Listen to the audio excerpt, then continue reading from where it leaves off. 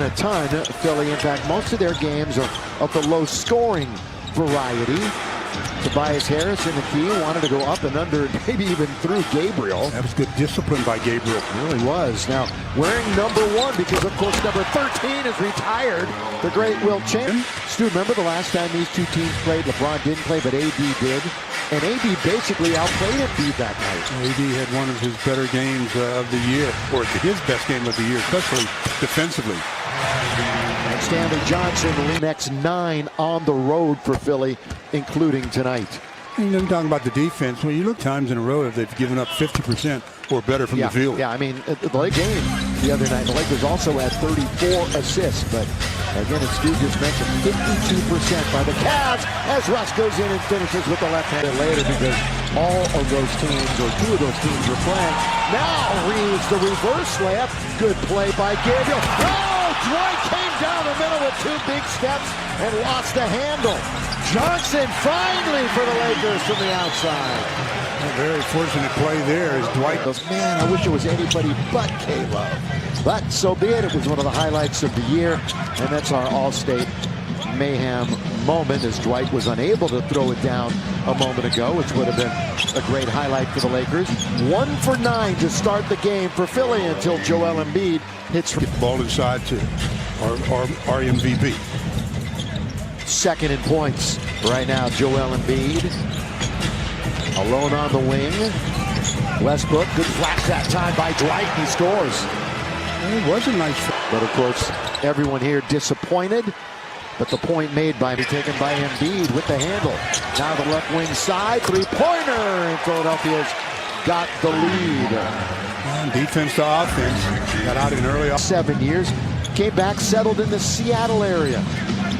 Here he is, went to Washington for 4 years, no defense at the rim, and Harden takes advantage. Well, Dwight was back there, but he was so concerned about the lob to Embiid that he just allowed James Harden to just waltz down and lay it in.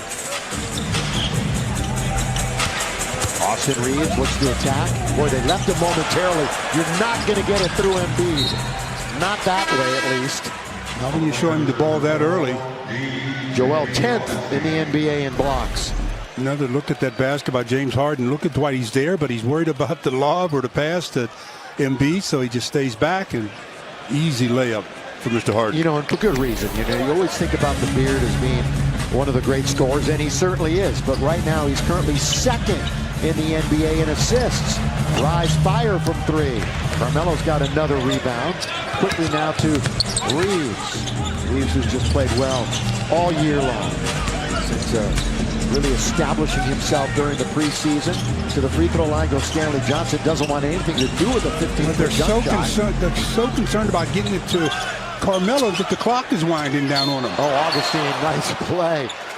And he gets bailed out. You know, they thought he traveled, but he saw Thibault in the air, and he just went right into him. And he also is not in the act of shooting, they're saying.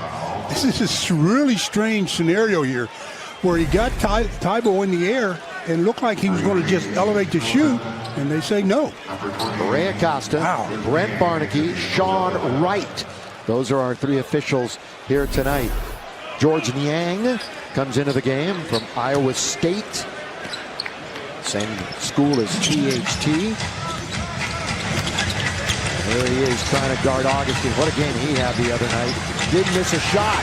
Dwight lays it up and in. That's good interior passing. Good job by Stanley of going baseline and recognizing that Joel was coming over to make the easy pass. Again, DJ was 7 for 7 and 6 for 6 from 3. Embiid underneath. Dwight was there, but a foul's going to be called, and back to the free throw line for Joel Embiid. Another look at that play where DJ goes baseline, sees Stanley, and Stanley notices that Embiid's in front of him. So, Dwight, you got to be open. And he is. Technical foul on Dwight Howard. I don't know why he was arguing that call. Looking from this angle, it looked like he definitely smacked Embiid on the arm. That's his second personal foul. Team fouls 3 for the Lakers, 2 for Philly. Well, he's headed to the sideline after the technical foul shot, I'm sure, because Gabriel's back up, although Gabriel Oh, if he's coming in for Dwight, he's going to have his hands really full because he doesn't have a whole lot in his back pocket for big, strong Joel Embiid. Yeah, certainly it's going to be Gabriel, Monk, Augustine, Johnson, and Anthony who are going to be on the floor for the Lakers. Joel free throw shooting this year for the big fella, real good. 82.2%. Of course, he gets there a lot. Practice makes perfect almost, and on cue he misses. That's his second miss to start the game. He's 1 out of 3 as Malik and Gabriel come into the game. And an old friend on the floor, former champion here in Los Angeles in the bubble, Danny Green. Still able to knock down the three-point shot, so they better not leave him. Danny Green, who has won a championship with 3 different franchises, the Spurs, the Raptors, and the Lakers. And Danny Green, Stu, you mentioned he can hit the three, shooting about 36.5% from downtown this year. Got 4.5 to play in the first quarter. Lakers are down by 3. Trying to win back-to-back games for the first time since January. That's how long that drought has been. Johnson in there. We're tied at 14. Yes, sir. And that time Joel did not want to come out and play him, and he knocks down the perimeter jumper. So it's Stanley's game to start perfect.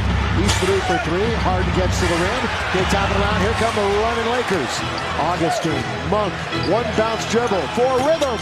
Got to get a bounce, and he gets just that. He got a very fortunate front bounce.